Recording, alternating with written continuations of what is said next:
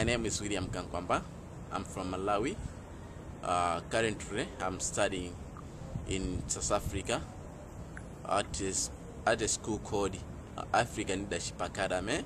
So tell us a little bit about Malawi. Where is it exactly? How do you live there? Tell us a little bit about the country.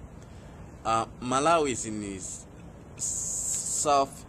Southeast Africa. It is bordered by Mozambique, Zambia, and Tanzania. Malawi is a landlocked country, but we have a freshwater lake. People in Malawi depend on farming. Our main economic activities is farming, especially tobacco. So that's our main export. So you come from a village there, and in Malawi I come from the small village in the north of the capital, Lilongwe. So I come from Kasungu in Master Village. You did build a windmill for your family's home. How did you come to this idea, and when did the whole thing started? I built the windmill for my family power. The idea to build the windmill came from when I had to drop out of school. So I went to a library to read books. So when I was reading books, I saw a book with pictures of the windmill. So I was interested to try to make that windmill, because in that book, what they said that windmill could pump water and generate electricity. By the time I was planning to make my windmill, we were experiencing famine in Malawi. So the cause of that famine was drought. So once I saw the picture of the windmill in the book saying windmill could pump water and generate electricity, I thought that it was a good idea for me to build one windmill to pump water so that we can be growing crops 3 times a year, and my family could no longer go hungry again. But instead of building one to pump water, I first started building the windmill to generate electricity, because we didn't also have electricity by that time. Right now I think it's only 7%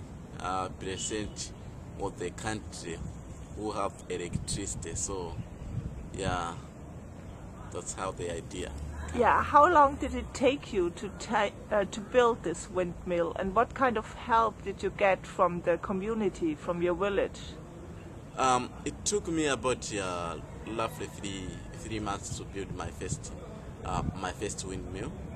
I didn't receive any support from my community, but instead of supporting me, they were discouraging me, because they had no idea what I was doing and what I was saying when I was telling them I want to build the windmill. Instead, they were laughing at me, saying that maybe I'm going crazy. So that's the way it was. How did you overcome this? I mean, usually people just stop doing, when others tell them that's stupid what you're doing or you're crazy. What kept you going? I was encouraged by the picture in the book, because once I saw that picture, I asked myself, if this thing is in this book, it means somewhere someone did the same thing, build it. So if someone, a human being like me, managed to do this somewhere else, there's nothing that can stop me doing the same thing. So I was encouraged, and I say I think I'll do whatever people are saying, but I'll still going to do it. And after you built the windmill, what happened then in the in the village, in your village? After I built the windmill, then people were coming to charge their mobile phones. Some even coming to charge their car batteries, and it was like people in my village, in my community, had a place to charge their mobile phone for the communication. Now you said you're studying in South Africa, and you also said you dropped school at the age of 14. Has this whole windmill thing changed your life?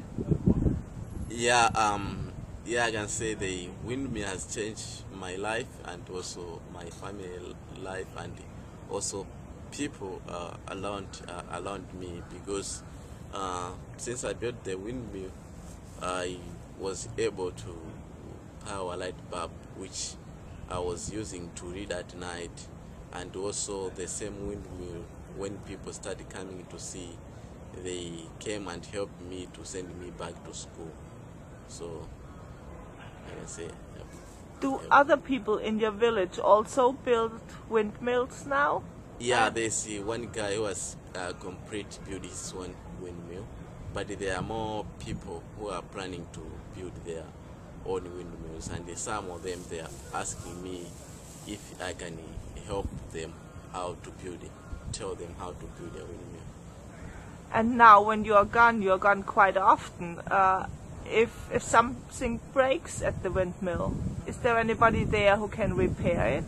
Yeah, now I taught my cousin how to fix it if it has broken. So when I'm gone, my cousin take care of my windmill. If there's any problem, he can fix it.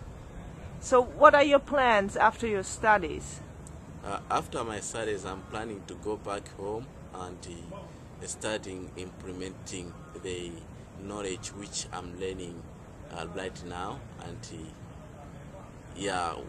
and the knowledge which I'll learn in the future. Are any of your plans making a business out of the windmill thing? And how expensive is it right now to build a windmill like the one you've built? The one I have built is not that expensive, because I use the local available materials, and it's quite recycling materials which old parts of car, old parts of bicycle, which somebody used it and then it's no longer using. So it's not that expensive. About how much? Do you have any idea? I think the rough rate can be maybe $50. Okay. Yeah. And do you think there is a way in building a business out of the whole thing? Yeah, I think there's a way whereby I can be building the small size windmill, which people can be buying from it and then installing them in their homes. Yeah. If you have 3 wishes free for Africa and for developing Africa, what would these 3 wishes be?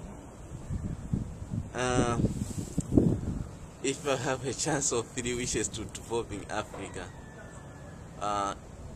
one could be supporting kids by sending them to school, giving them all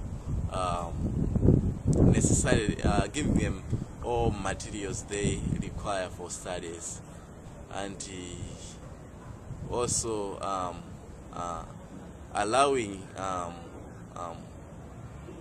allowing people to do research for different things. And the last one, I could wish at least to